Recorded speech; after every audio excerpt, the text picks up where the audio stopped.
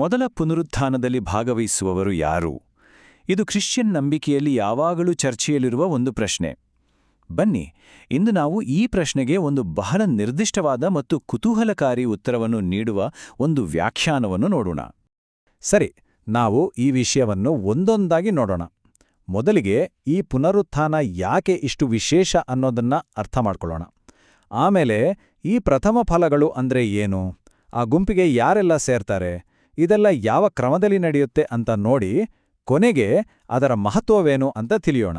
ಹಾಗಿದ್ರೆ ಬನ್ನಿ ಮೊದಲನೇ ಭಾಗಕ್ಕೆ ಹೋಗೋಣ. ಈ ವಿಶೇಷ ಪುನರುತ್ಥಾನದ ಹಿಂದಿರೋ ಆ ಮೂಲಭೂತ ಪ್ರಶ್ನೆ ಯಾವುದು? ನಾವು ನೋಡ್ತಿರುವ ಈ ಆಕಾರ ಇದೆಯಲ್ಲ, ಅದು ಸಂಪೂರ್ಣವಾಗಿ ಇದೊಂದೇ ಪ್ರಶ್ನೆ ಮೇಲೆ ಗಮನಹರಿಸುತ್ತೆ. ಅಷ್ಟೇ ಅಲ್ಲ, ಅದು ಕೂಡ ಉತ್ತರ ಎಲ್ಲರಿಗೂ ಅಲ್ಲ, ಬದಲಿಗೆ ಕೇವಲ ಒಂದು ನಿರ್ದಿಷ್ಟ ಗುಂಪಿಗೆ ಮಾತ್ರ ಸೀಮಿತವಾಗಿದೆ. ಈ ಇಡೀ ವಾದದ ಅಡಿಪಾಯ ಇರೋದೇ ಪ್ರಕಟಣೆ ಪುಸ್ತಕದ ಈ ವಚನದಲ್ಲಿ. ಆದರೆ ಇಲ್ಲಿ ಗಮನಿಸಬೇಕಾದ ಅಂಶ ಅಂದ್ರೆ ಈ ಆಕಾರ ಇದನ್ನ ಹೇಗೆ ಅರ್ಥೈಸುತ್ತೆ ಅನ್ನೋದು. ಇದು ಕೇವಲ ಸಾಂಕೇತಿಕ ಅಂತ ಹೇಳೋದಿಲ್ಲ, ಬದಲಿಗೆ ಅಕ್ಷರಶಃ ಶಿರಚ್ಛೇದನಗೊಂಡವರ ಬಗ್ಗೆ ಅಂದ್ರೆ ಹುತಾತ್ಮರಾದವರ ಬಗ್ಗೆ ಹೇಳ್ತಿದೆ ಅಂತ ವಾದಿಸುತ್ತೆ. ನೋಡಿ, ಇದೇ ಇದರ ಮೂಲವಾದ. ಈ ಪುನರುತ್ಥಾನ ಎಲ್ಲ ವಿಶ್ವಾಸಿಗಳಿಗಲ್ಲ, ಬದಲಿಗೆ ಯಾರು ತಮ್ಮ ಪ್ರಾಣವನ್ನೇ ತ್ಯಾಗ ಮಾಡಿದ್ರೋ ಆ ಒಂದು ವಿಶೇಷ ಗುಂಪಿಗೆ ಮಾತ್ರ. ಹಾಗಾದ್ರೆ ಈ ಗುಂಪಿಗೆ ಸೇರೋಕೆ ಇರೋ ಅರ್ಹತೆ ಏನು? ಇದರ ಉತ್ತರ ಪ್ರಥಮ ಫಲಗಳು ಅನ್ನೋ ಪರಿಕಲ್ಪನೆಯಲ್ಲಿದೆ. ಹಾಗಾದ್ರೆ ಈ ಪ್ರಥಮ ಫಲಗಳು ಅಂದ್ರೆ ಏನು? ಈ ಹುತಾತ್ಮರ ಗುಂಪುಗಳನ್ನ ಸರಿಯಾಗಿ ಅರ್ಥ ಮಾಡ್ಕೊಳ್ಳೋಕೆ ನಾವು ಮೊದಲು ಈ ಪರಿಕಲ್ಪನೆಯನ್ನ ತಿಳ್ಕೊಳ್ಳೋದು ತುಂಬಾನೇ ಮುಖ್ಯ. ಇದನ್ನ ಹೀಗೆ ಅರ್ಥ ಮಾಡ್ಕೊಳ್ಬೋದು. ಪ್ರಥಮ ಫಲಗಳು ಅಂದ್ರೆ ಒಂದು ಸುಗ್ಗಿಯ ಮೊದಲ ಮತ್ತು ಅತ್ಯುತ್ತಮವಾದ ಭಾಗವನ್ನ ದೇವರಿಗೆ ಅರ್ಪಿಸೋದು. ಅದೇ ರೀತಿ ಎಲ್ಲರ ಅಂತಿಮ ಪುನರುತ್ಥಾನ ಆಗೋಕೆ ಮುಂಚೆ ಹುತಾತ್ಮರ ಒಂದು ಪ್ರಥಮ ಫಲ ಗುಂಪು ಮೊದಲು ಎದ್ದು ಬರಬೇಕು ಅಂತ ಈ ವ್ಯಾಖ್ಯಾನ ಹೇಳುತ್ತೆ. ಈ ಆಕರವು ಪ್ರಥಮ ಫಲಗಳನ್ನ 3 ಹಂತಗಳಾಗಿ ವಿಂಗಡಿಸುತ್ತೆ. ಮೊದಲನೆಯದು ಸಹಜವಾಗಿ ಯೇಸುಕ್ರಿಸ್ತ, ಆನಂತರ ಮುಂಗಾರು ಸಂತರು ಮತ್ತು ಕೊನೆಯದಾಗಿ ಹಿಂಗಾರು ಸಂತರು. ಈ ಅನುಕ್ರಮ ಪೂರ್ತಿಯಾಗೋವರೆಗೂ ಮುಂದಿನ ಘಟನೆಗಳು ನಡೆಯೋದಿಲ್ಲ. ಹಾಗಾದ್ರೆ ಈ ಪ್ರಥಮ ಫಲಗಳು ಅಂದ್ರೆ ನಿಖರವಾಗಿ ಯಾರು?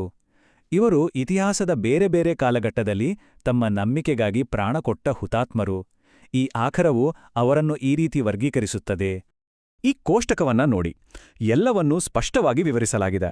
ಹಳೆಯ ಒಡೆಂಬಡಿಕೆಯ ಕಾಲದಿಂದ ಹಿಡಿದು ಪಂಚಾಶತಮದ ನಂತರದ ಹುತಾತ್ಮರು ಮತ್ತು ಅಂತಿಮವಾಗಿ 1,44,000 ಜನರವರೆಗಿನ ಗುಂಪುಗಳನ್ನ ಇಲ್ಲಿ ಗುರುತಿಸಲಾಗಿದೆ.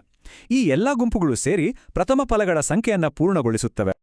ಇಲ್ಲಿ ಮುಂಗಾರು ಮಳೆ ಮತ್ತು ಹಿಂಗಾರು ಮಳೆ ಸಂತರುಗಳ ನಡುವಿನ ವ್ಯತ್ಯಾಸ ಬಹಳ ಮುಖ್ಯ. ಸರಳವಾಗಿ ಹೇಳೋದಾದ್ರೆ ಮುಂಗಾರು ಸಂತರು ಚರ್ಚ್ ಯುಗದ ಹುತಾತ್ಮರು, ಆದರೆ ಹಿಂಗಾರು ಸಂತರು ಕೊನೆಗಾಲದಲ್ಲಿ ಬರುವ 1,44,000 ಜನರ ಒಂದು ವಿಶೇಷ ಗುಂಪು. ಸರಿ, ಈ ಎಲ್ಲಾ ಹುತಾತ್ಮರ ಸಂಖ್ಯೆ ಪೂರ್ತಿಯಾದ್ಮೇಲೆ ಏನಾಗುತ್ತೆ? ಆವಾಗಲೇ ಅಂತ್ಯಕಾಲದ ಅಂತಿಮ ಘಟನೆಗಳ ಸರಪಳಿ ಶುರುವಾಗೋದು. ಈ ಕಾಲಾನುಕ್ರಮವನ್ನ ಸ್ವಲ್ಪ ಗಮನಿಸಿ. ಹುತಾತ್ಮರ ಸಂಖ್ಯೆ ತುಂಬಿದ ತಕ್ಷಣ 7ನೇ ತುತೂರಿ ಊದಲಾಗುತ್ತೆ. ಆಗ ಮೊದಲ ಪುನರುತ್ಥಾನ ಸಂಭವಿಸುತ್ತೆ ಮತ್ತು ಆಮೇಲೆ ಅದರ ನಂತರವೇ ಭೂಮಿಯ ಮೇಲೆ ಅಂತಿಮ ತೀರ್ಪುಗಳು ಶುರುವಾಗುತ್ತೆ. ಇದೊಂದು ಸರಪಳಿಯ ಹಾಗೆ ನಡೆಯುತ್ತೆ. ಹಾಗಾದ್ರೆ ಎಲ್ಲಕ್ಕಿಂತ ಮುಖ್ಯವಾದ ಕೊನೆ ಪ್ರಶ್ನೆ, ಈ ವಿಶೇಷ ಪುನರುತ್ಥಾನದ ಉದ್ದೇಶವಾದ್ರೂ ಏನು? ಈ ರೀತಿ ಪುನರುತ್ಥಾನಗೊಂಡ ಹುತಾತ್ಮರಿಗೆ ಸಿಗೋ ಪ್ರತಿಫಲವಾದ್ರೂ ಏನು? ಈ ಆಕರದ ಪ್ರಕಾರ ಇದು ಸಾಮಾನ್ಯ ಪುನರುತ್ಥಾನ ಅಲ್ಲ, ಇದೊಂದು ಶ್ರೇಷ್ಠವಾದ ಪುನರುತ್ಥಾನ. ಅಂದ್ರೆ ಇದರಲ್ಲಿ ಭಾಗವಹಿಸುವವರಿಗೆ ಬರೀ ಜೀವ ಸಿಗೋದಿಲ್ಲ, ಬದಲಿಗೆ ಬರ್ಲಿರೋ 1000 ವರ್ಷಗಳ ಆಳ್ವಿಕೆಯಲ್ಲಿ ಅವರಿಗೆ ವಿಶೇಷವಾದ ಅಧಿಕಾರ ಮತ್ತು ಒಂದು ಉನ್ನತ ಸ್ಥಾನಮಾನ ಸಿಗುತ್ತೆ. ಈ ವಿಶೇಷ ಆಳ್ವಿಕೆ ಎಷ್ಟು ಕಾಲ ಇರುತ್ತೆ ಗೊತ್ತಾ? ಬರೋಬ್ಬರಿ 1000 ವರ್ಷ. ಈ ಸಮಯದಲ್ಲಿ ಪುನರುತ್ಥಾನಗೊಂಡ ಈ ಸಂತರು ಕ್ರಿಸ್ತನ ಜೊತೆಯಲ್ಲಿ ಆಳ್ವಿಕೆ ನಡೆಸ್ತಾರೆ. ಹಾಗಾಗಿ ಕೊನೆಯದಾಗಿ ಹೇಳೋದಾದ್ರೆ, ಮೊದಲ ಪುನರುತ್ಥಾನ ಅಂದ್ರೆ ಬರೀ ನಿತ್ಯಜೀವ ಪಡೆಯೋದಲ್ಲ, ಅದು ಬರಲಿರುವ ಹೊಸ ಯುಗದಲ್ಲಿ ಕ್ರಿಸ್ತನ ಜೊತೆಗೂಡಿ ಆಳುವಂತಹ ನಾಯಕತ್ವ ಮತ್ತು ಅಧಿಕಾರವನ್ನ ಪಡೆಯೋದು. ಹೀಗೆ ಈ ವ್ಯಾಖ್ಯಾನವು ಒಂದು ಸ್ಪಷ್ಟವಾದ ಸಂದೇಶವನ್ನು ನೀಡುತ್ತೆ.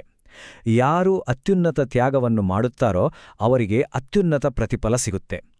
ಇದು ನಂಬಿಕೆ ಮತ್ತು ಅದಕ್ಕಾಗಿ ತೆರುವ ಬೆಲೆಯ ನಡುವಿನ ಸಂಬಂಧದ ಬಗ್ಗೆ ನಮ್ಮೆಲ್ಲರನ್ನೂ ಆಳವಾಗಿ ಯೋಚಿಸುವಂತೆ ಮಾಡುತ್ತೆ.